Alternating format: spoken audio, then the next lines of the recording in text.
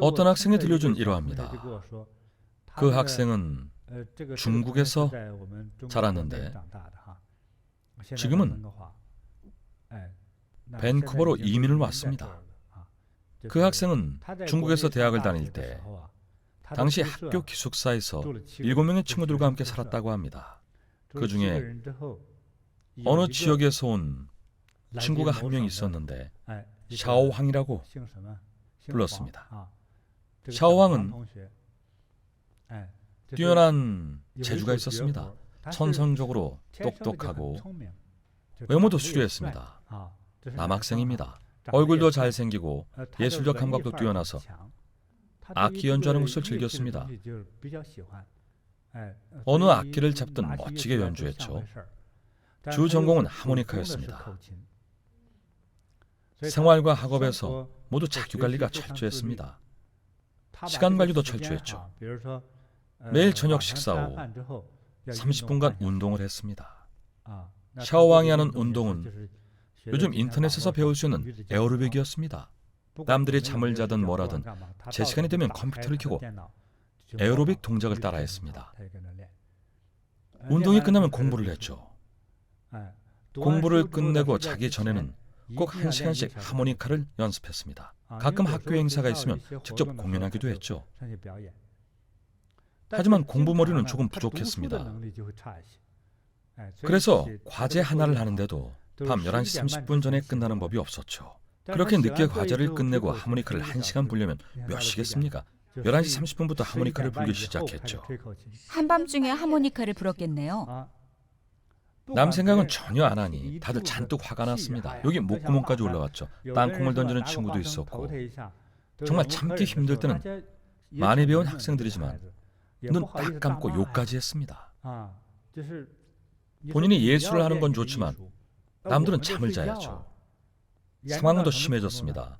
하모니카 소리가 커서 옆방이며 앞방의 학생들이 문을 두드리고 문을 부숴도 신경 쓰지 않았습니다. 자기관리가 철저한 데다가 기숙사 비용도 지불했고 기숙사 규정상 하모니카 연주를 금지하는 조항도 없었으니까요. 타인의 수면을 방해하지 말라는 규정은 있었지만 내가 방해한 것이 아니라 남들이 귀가 밝은 탓이라고 생각했죠. 학식에는 하모니카 연주 금지 조항이 없었습니다. 그 핑계로 매일 밤 11시 30분부터 1시간씩 하모니카를 불었습니다. 스스로는 당당할지 모르겠네요. 나는 내 공부를 하고 내 하모니카를 불고 정당하게 연습하는 것이니 뭐가 문제냐고 생각했겠죠. 샤오왕은 심지어 평소에도 친구들을 비난했습니다. 매일 먹고 자기만 하느라 바보처럼 생각도 없고 꿈도 이상도 없다고 비난했죠. 자신은 예술가가 될 것이고 하모니카를 연주하는 예술가가 될 것이라 다짐했습니다. 그래서 매일 1시간씩 연습했죠. 그나마 마음씨 좋은 한 친구가 조언했습니다. 친구야, 그럼 차라리 식사 후에 먼저 하모니카를 부른 게 어때? 먼저 하모니카를 불고 과제를 하면 남들에게 방해가 되지 않잖아. 샤오왕이 대답하길 우리 엄마가 그랬는데 한밤중에 연습할수록 더 예술적이라고 하셨어. 마음을 바꿀 생각이 없었죠. 그나마 좋은 점은 끈기가 있다는 거였습니다. 누가 욕하든 매일 같은 시간에 하모니카를 불었습니다. 하모니카를 집어던지고 운동장에서 불라고 했어야죠. 이 일 때문에 몇몇 친구들이 술을 몇 잔 걸치고 술 기운에 샤오왕과 다퉜습니다. 그렇게 싸우다 막말이 오가고 결국 사고가 났습니다. 친구들이 기숙사 4층 창문에서 샤오왕을 던져버렸습니다. 다행히 아래에 나무가 있어서 목숨을 잃지 않았지만 허리를 크게 다쳤습니다. 그 후로도 여전히 하모니카를 불었죠. 그 다음에는 어디로 던졌는지 모르겠네요. 여러분도 살면서 이런 일을 종종 듣거나 겪지 않습니까? 많습니다. 층간소음 문제도 있죠. 아파트에 살 때 위층 집에서 알 수 없는 소리들이 계속 나는 경우죠. 특히 자려고 눕기만 하면 쿵쿵쿵 거리는 발소리나 물건이 우당탕 떨어지는 소리, 의자 끄는 소리 등등 다양합니다. 정말 자주 있는 일들이죠. 이웃이 불편하든 말든 신경도 안 씁니다. 스승님은 하모니카를 말씀하셨지만 아파트에서는 어느 집 아이가 이제 막 바이올린을 배워서 연습이라도 하면 정말 낑낑깡깡 나무 끄는 소리는 정말 참기 힘들어요. 소리가 벽을 뚫고 들립니다. 심장에 무리가 오겠군요. 온몸에 무리가 와요. 이런 일이 너무 많습니다. 공중도덕을 안 지키는 경우가 너무 많죠. 그렇습니다. 저도 그런 경우를 겪어봤습니다. 예전에 도시에서 6개월 정도 다층 집에서 지낸 적이 있습니다. 잘은 모르겠지만 윗집에 사는 75세는 넘어 보이는 노부부가 외국인 가정부를 고용해서 살고 있었죠. 그 집 딸도 나이가 적지 않았습니다.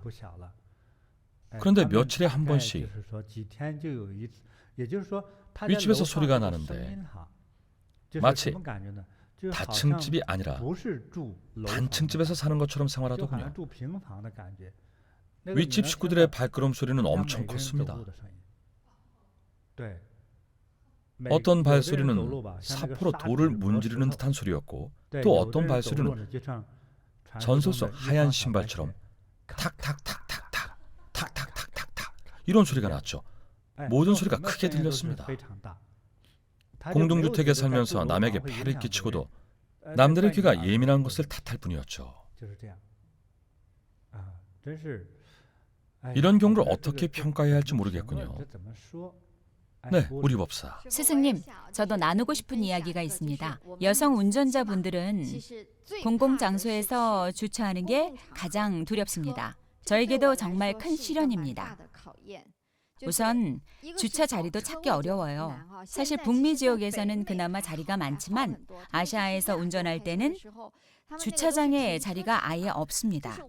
저도 매번 여기서 저기로 이동할 때 차 세울 곳이 없습니다. 어쩌다 저 멀리 자리가 나와 반갑게 그쪽에 세우러 가서 보면 정말 보자마자 화가 납니다. 꼭 2칸을 차지한 차들이 있어요. 물론 2칸 정중앙에 세우는 건 아니지만 맞아요. 바로 화면에 나오는 저런 경우예요. 또 주차선을 밟은 채로 주차하는 경우도 있습니다. 그럼 남은 공간이 비좁아서 차를 세울 수가 없잖아요. 그럴 때는 정말 애가 타죠.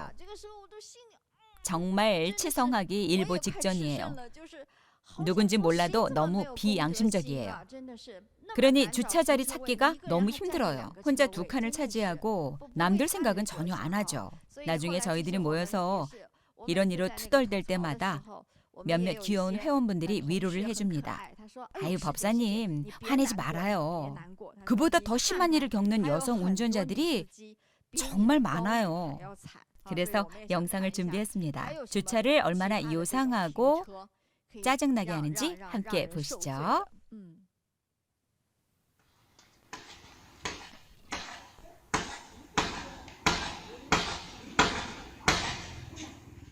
이게 무슨 소리인지 아시겠어요?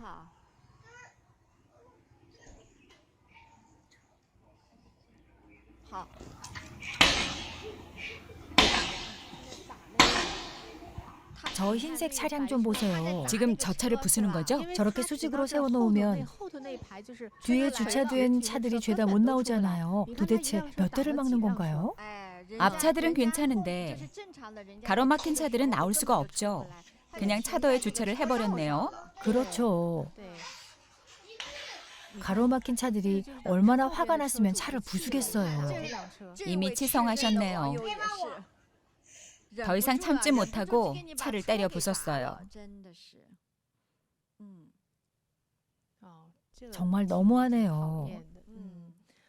우리는 대부분 이민 가정이잖아요. 지난 시간에 한 아버지가 밖에서 큰 거위를 주워온 이야기를 했었죠.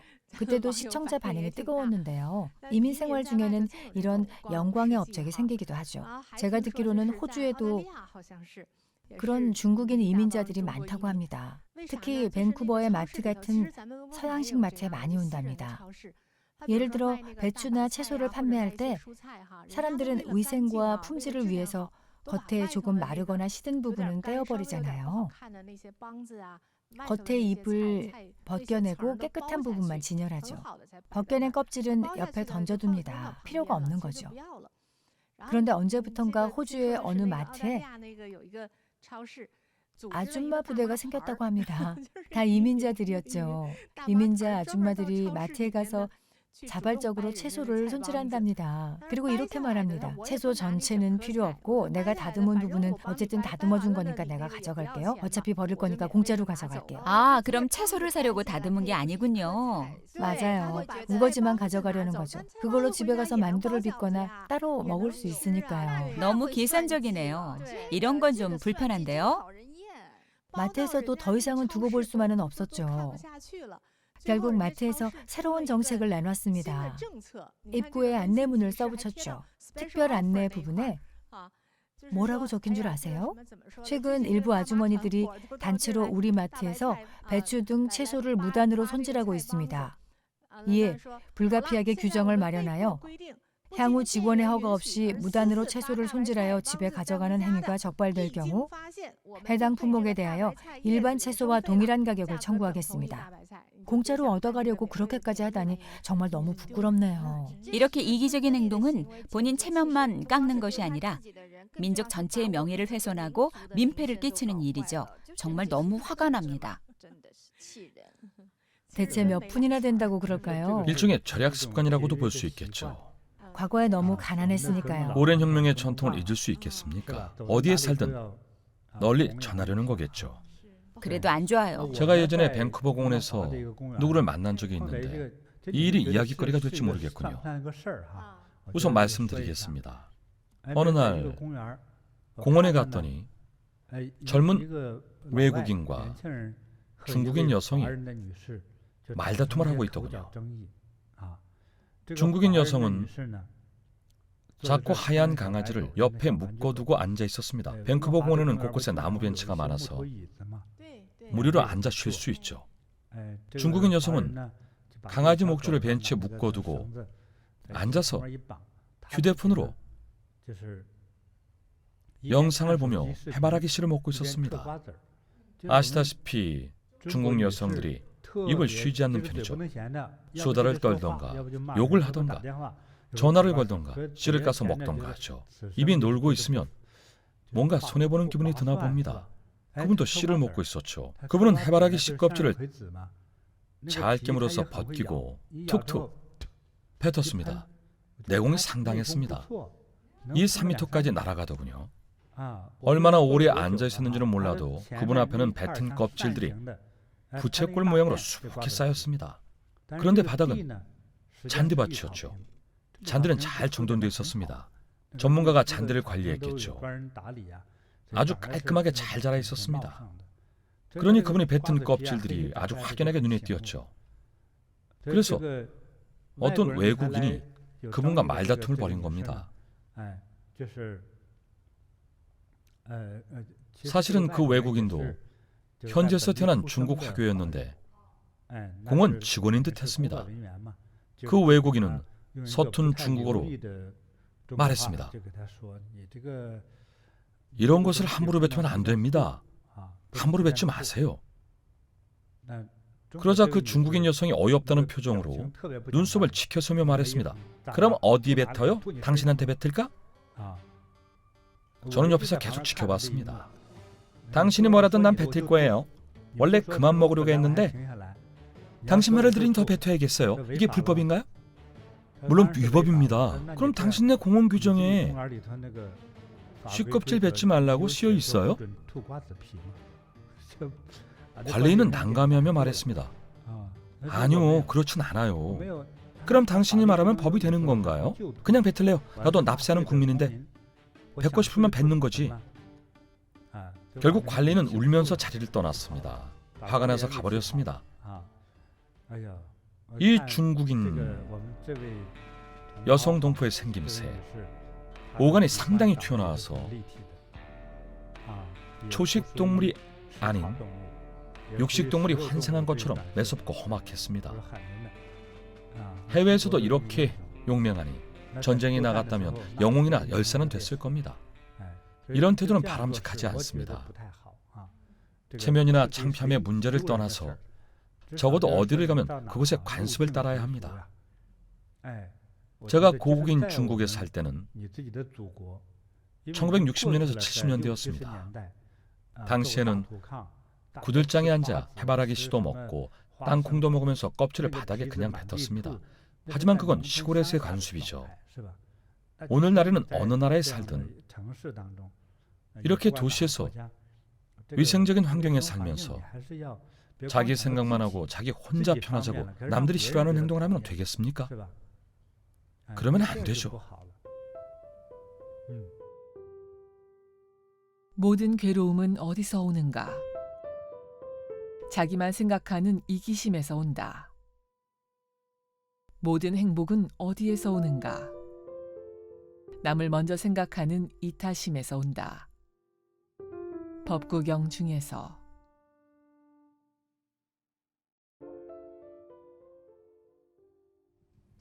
이민자만의 문제는 아닌 것 같아요. 뉴스를 보면 의아한 일들이 참 많죠. 가구 판매 업체인 이케아는 세계 각국에 지점을 두고 있는데 특히 아시아에서 인기가 아주 좋습니다. 북미에서도 인기가 좋죠. 아시아에서의 일인데요. 이케아에 가면 레스토랑이 있잖아요. 미트볼이나 감자튀김을 먹곤 하죠. 그것도 인기가 많은 장소입니다. 그런데 어떤 네티즌이 몰래 촬영한 아니면 CCTV에 찍힌 건지는 모르겠지만 젊은 엄마 고객이 어린아기를 데리고 쇼핑을 하다가 레스토랑 식탁 위에서 아기 기저귀를 가는 장면이 찍혔죠. 사실 이케아처럼 큰 매장은 편의시설이 잘 되어 있습니다. 화장실 안에도 아기 기저귀를 가는 장소가 따로 마련되어 있죠. 화장지나 각종 물품도 다 갖춰져 있습니다. 하지만 그 엄마는 무슨 생각인지 여러 사람들이 식사하는 식탁 위에서 기저귀를 갈았습니다.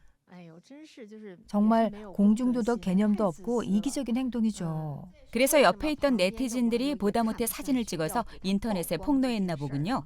다들 너무하다고 생각했겠죠. 게다가 갈고 난 기저귀도 그냥 두고 갔어요. 쓰레기를 그대로. 정말 너무하네요. 이건 정말 진짜 너무해요. 거기가 자기 집도 아니고, 아니 자기 집에서도 저렇게는 안 하죠. 어쨌든 내 집도 아닌 밖에서 저렇게 행동하는 건 정말 공중도덕 개념이 없는 거죠. 이처럼 사람의 행동 중에는 남을 해치지 않아 보여도 교양과 매너가 부족하고 공중도덕 개념이 부족한 경우가 참 많습니다. 이 세상에는 무슨 일이든 나만 편하면 괜찮다고 생각하는 사람들이 많습니다. 예를 들면 함부로 씨를 뱉고 기저귀를 가는 행동들이죠. 사람들이 식사하는 곳에서 심지어 식탁 위에 아이와 함께 배설물까지 올려두지 않았습니까? 자기 눈에야 보물 같은 자식이지만 식사 중인 남들 생각도 해야죠. 이처럼 사소한 일 하나에도 그 사람의 교양 수준을 알 수 있습니다. 또 다른 뉴스거리 없나요? 이케아 전시룸에서 잠을 자거나 침대, 소파에서 낮잠을 자는 사람들도 많습니다. 마트에서 시식을 할 때도 마찬가지죠. 신제품이나 시식용 음식이 나와서 시식 코너가 열리면 정말 많은 사람들이, 특히 근처 회사에 출근하는 회사원들이 가장 먼저 달려와 시식을 합니다. 그렇게 마트를 한 바퀴 돌면 거의 한 끼 식사가 해결되죠. 다음 날도 또 와서 배를 채웁니다. 결국 마트의 시식 코너에서 일하는 직원들도 눈살을 찌푸리면서 자기들끼리 수군거립니다. 저 두 사람 또 왔네. 한 달째 매일 오는구먼. 도시락도 없이 출근해서 시식으로 끼니를 다 때우네. 어쩜 저렇게 뻔뻔할까. 정말 이기적인 행동이죠. 굳이 저렇게 스스로 품위를 깎아내릴 필요가 있을까요? 이런 것도 일상에서 자주 보는 광경이죠. 더 영악하고 계산적인 사람들도 있습니다. 지난번에 어떤 블로그를 봤는데 한 블로거가 아주 득이양양하게 자기가 한 똑똑한 일을 올렸습니다. 그 블로거는 인터넷 쇼핑몰에서 총 18벌 정도의 옷을 주문했습니다. 그런데 얼마 지나지 않아 약 한 달쯤 후에 18벌을 전부 환불했습니다. 그 온라인 쇼핑몰의 점주는 이 상황이 석연치 않았습니다. 한두 벌이야 마음에 안 들 수 있고 설사 10벌이었어도 이해하겠는데 어떻게 18벌 전부 마음에 안 든다고 환불할 수 있겠어요? 하지만 그 블로거는 아주 당당하게 점주에게 말했습니다. 맞아요. 다 마음에 안 들어요. 그 블로거는 환불 정책상 문제가 없지 않냐며 따졌죠.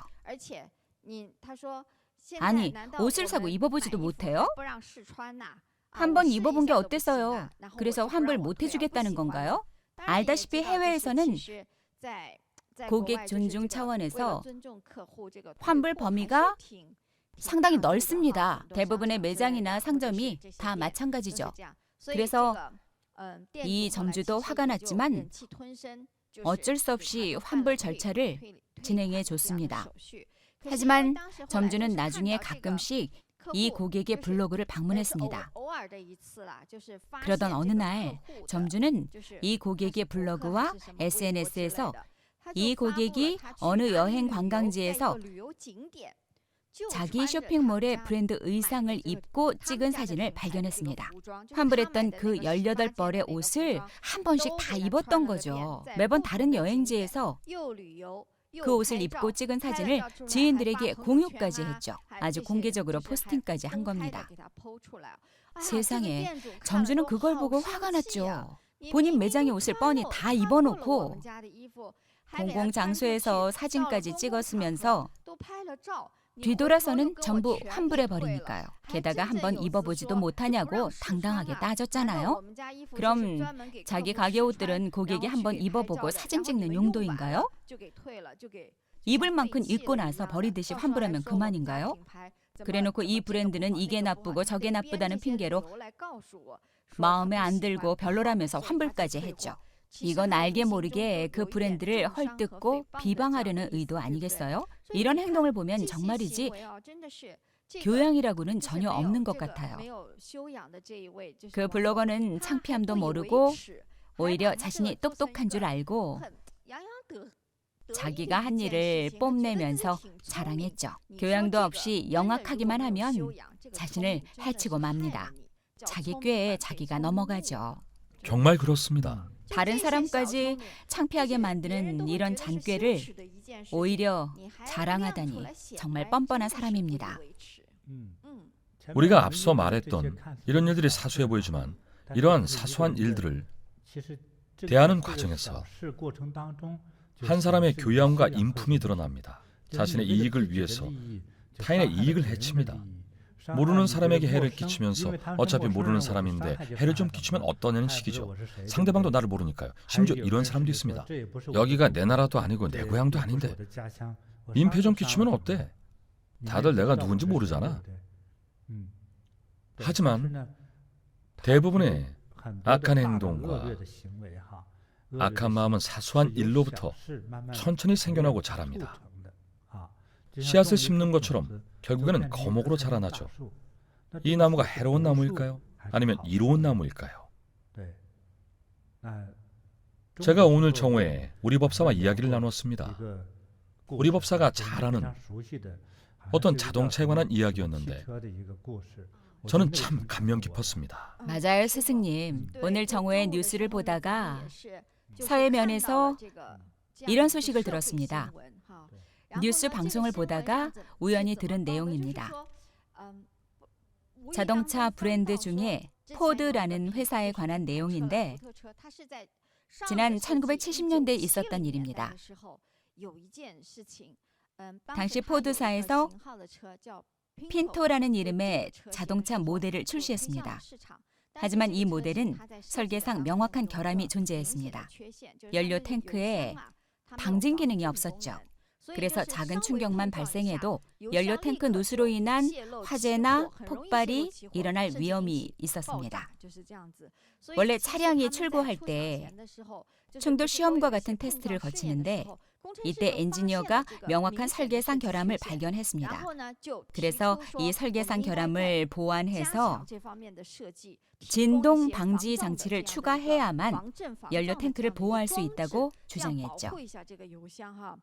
결국 그 엔지니어의 제안이 임원회의에서 논의됐습니다.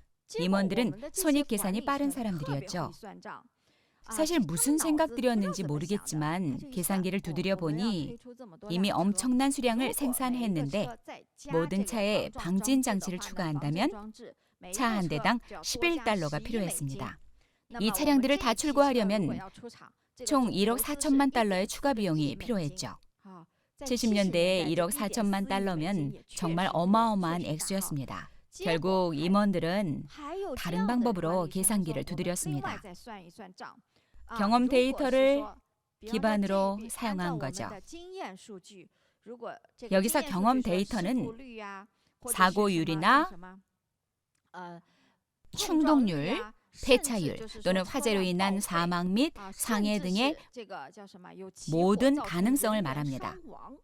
그런 기록 데이터들을 기반으로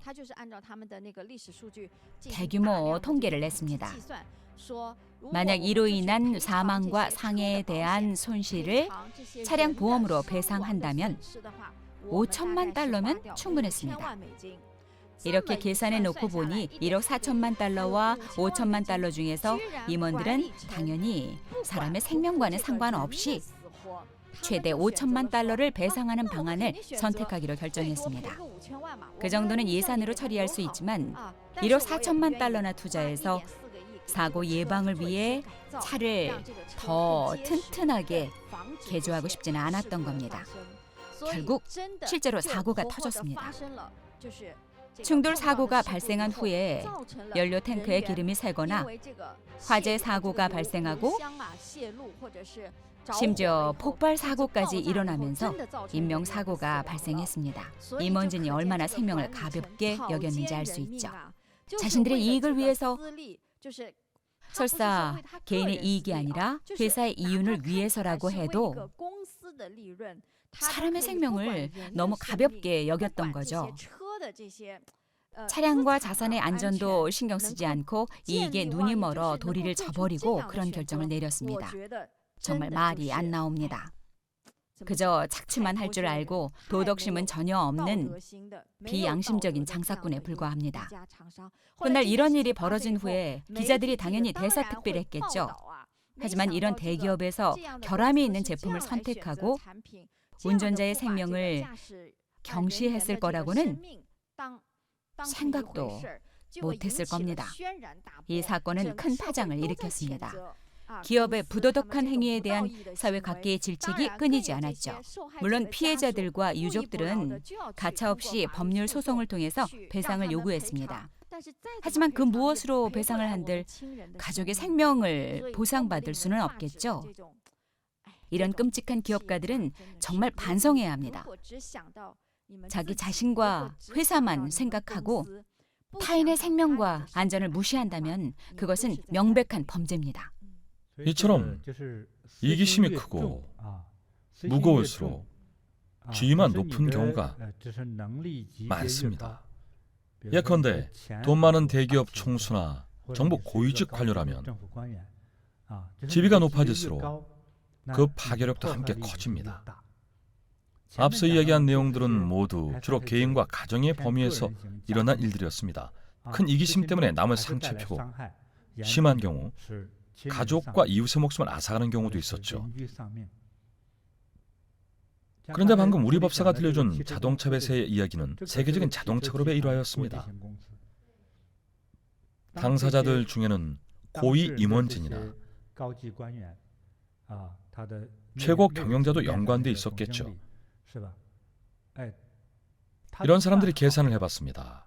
사람의 목숨을 돈으로 배상하면 얼마인지, 사고 발생률은 어느 정도인지 계산해봤죠. 만약 이 문제를 기술 혁신으로 해결한다면 돈이 2배 필요하다는 계산이 나왔죠. 정말 무슨 생각이었을까요? 머릿속에 온통 돈뿐이었죠. 누가 죽든 상관없었습니다. 과연 자기 가족이 죽어도 그럴까요? 저는 이 이야기를 들으면서 예전에 중국 광둥에서 있었던 일이 생각났습니다. 당시 3-4명의 제자가 있었는데 그중 한 명이 광둥 출신이었죠. 그 제자는 전기로 온수를 데워서 샤워할 때 사용하는 온수기와 관련된 일을 하는 제자였습니다. 어느 날 제자들 중에 내부적으로 중간 간부급인 한 제자가 말했습니다. 스승님 죄송합니다. 오늘 지각을 했습니다. 사실은 이틀 연속 지각이었죠. 나중에 수행을 마치고 다 같이 둘러앉아 담소를 나눴습니다. 그 제자가 말했습니다. 저는 샤오용 전기온수기 관련 일을 합니다.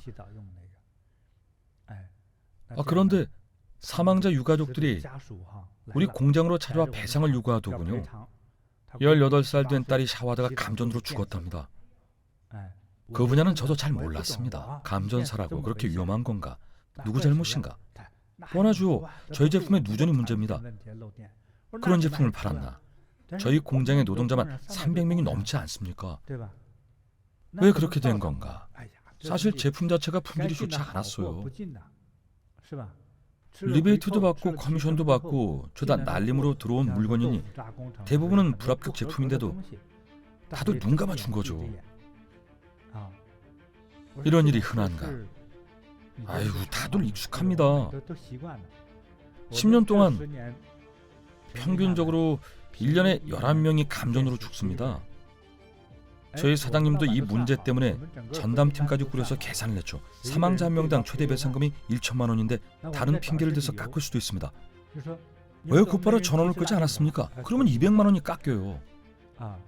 왜 2년간 한 번도 청소하지 않았습니까? 그러면 또 200만 원이 깎이죠. 아무튼 핑계를 찾아서 트집을 잡고 그걸로 배상금을 깎고 또 깎는 겁니다. 보통 사망자 유가족들은 배상금으로 최대 400만 원을 받습니다. 회사가 꼼수를 부리는 겁니다.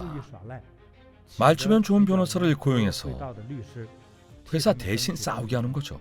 1,000만 원을 다 주는 게 아니니 따져보면 어쨌든 이득인 셈이죠. 그래도 사람의 목숨 아닌가? 중국 인구가 얼마나 많습니까? 우리도 공헌하는 겁니다. 인구 증가를 억제하잖아요. 감전으로 죽는 게 뭐 어때서요? 정말 이렇게 말했습니다.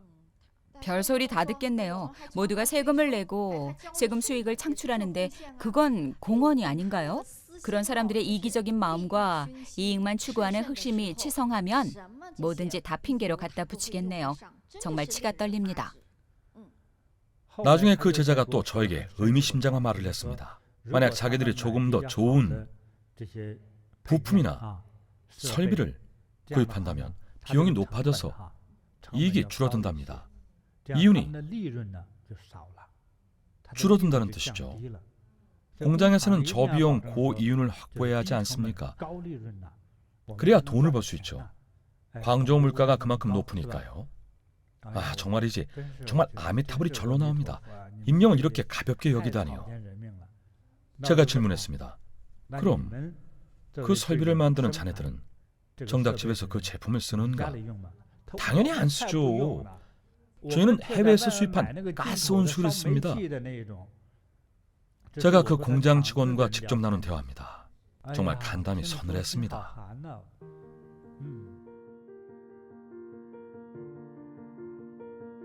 모든 생명은 폭력을 무서워하고 죽음을 두려워한다. 그러니 이러한 이치를 자신에게 견주어서 모든 생명에 대해 폭력을 휘두르거나 죽이지 말라. 법구경 중에서